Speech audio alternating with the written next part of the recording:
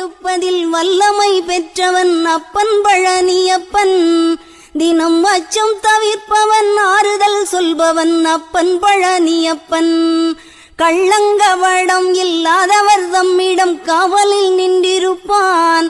அங்கு கால்நடையாய் வரும் மானிட ஜாதியை கண்டு கழித்திருப்பான்.